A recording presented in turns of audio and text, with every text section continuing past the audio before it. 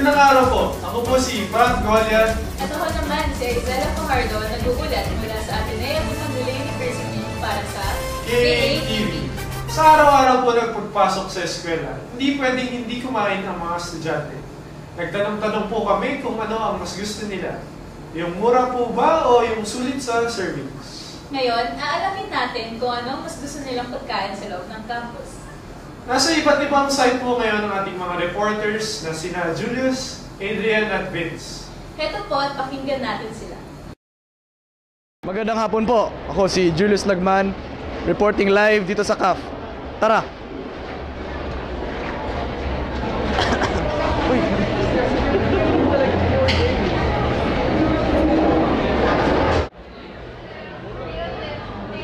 Excuse me, can I ask you questions? Do you often eat here in the CAF? Yes, almost every day actually. Almost every day. So, what do you prefer here in the CAF? Well, probably my favorite is Healthy Kitchen or Bento Express. Healthy Kitchen. Yeah. Why? So you'll be healthy and Well, it's actually really tasty. it's really tasty. So, how much do you budget for eating there at Healthy Kitchen? I'd say close to 100 maybe. 100? Yeah. So, what do you prefer? Is it do you prefer the expensive one but it's sulit, or you'll go for the cheaper ones? Larger in quantity. As long as it's worth my money, then I would go for it. If it's worth paying that much, I will pay that much. Okay, I see. Thank you very much. Thank you.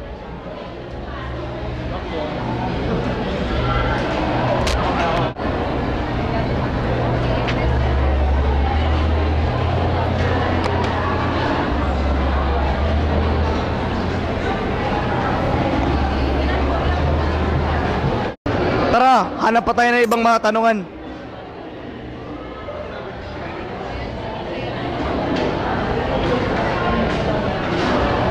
Excuse me.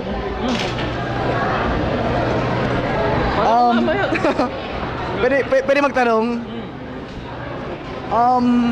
Curious lang ako, ano yung kinakain nyo ngayon? Adobo flakes. Adobo flakes. Madalas ka bang kumakain dito? Syempre naman. Magkano yung budget mo per day sa mga meals mo? For lunch siguro 100 pesos a meal. 100 pesos?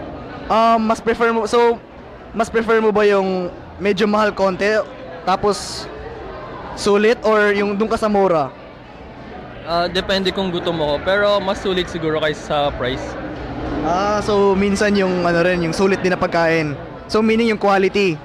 Syempre kasi dapat busog ka lagi. Okay, thank you.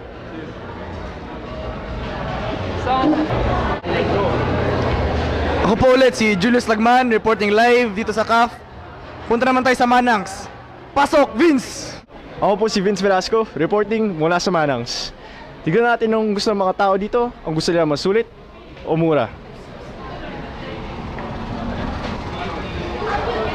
Mukhang may pogi dito na kumakain. Tignan natin.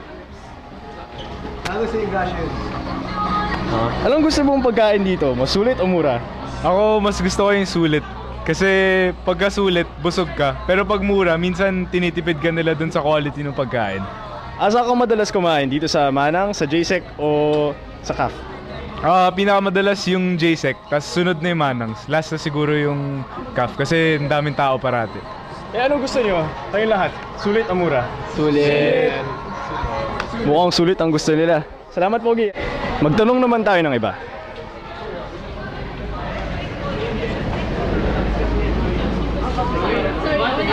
Excuse me.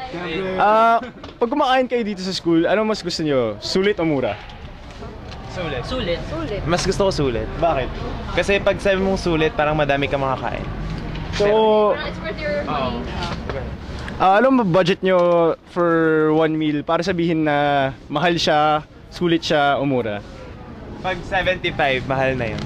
775. I mean, yung wala pang drink yan. Wala pang drink. Siguro yung mura at saka mahal, depende rin sa kung gaano karami yung makukuha namin na pagkain. Parang Saan kayo mahilig kumain? Dito, sa CAF o sa JSEC?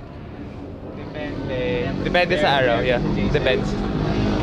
Bakit depende sa araw? Kasi yung iba, kasi first year pa lang kami, tapos yung schedules, tapos yung mga block gano'n. Gusto magkasama lang. Ano ang paborito niyong pagkain pag dito kayo kumakain? Sa Mayan po. Dito sa Manangs? Diyan po. Dinuguan. Ano? Dinuguan. Diyan po. Lechon kawali. Ako muli si Vince Velasco, reporting live mula sa Manangs. Pasok, Adrian! Salamat Vince. Ako nga pala si Eden Yuwico. Nandito ngayon live sa JSEC kung saan aking palagay ay maraming mayayaman. Tignan nyo naman.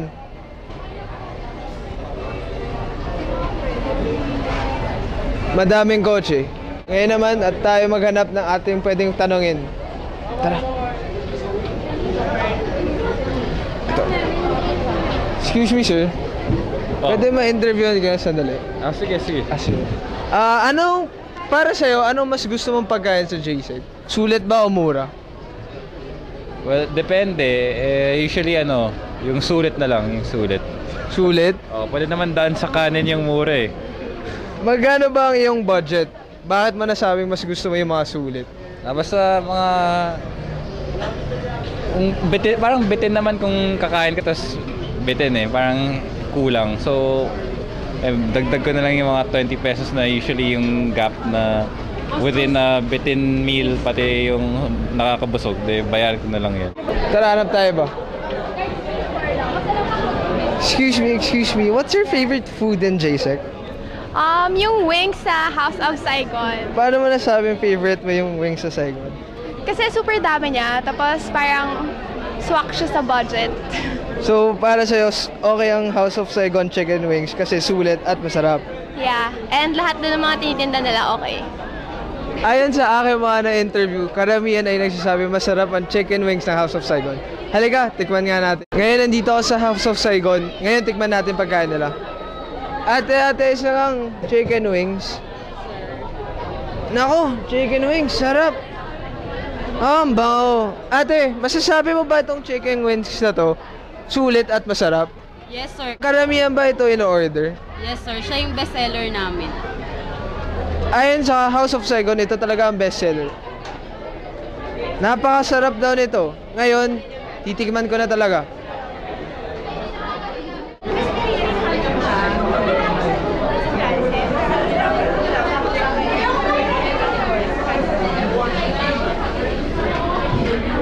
Masarap siya, masarap. Ngayon, back to studio. Maraming salamat sa ating reporters para sa mga ulat niya. Talagang nakakatakam at maraming pagpipilian ng mga pagkain sa atin dito. Tama. At hanggang sa susunod, ako si Aidala Fajardo. At ako naman si Frank Collier, nag-uulat para sa KATV.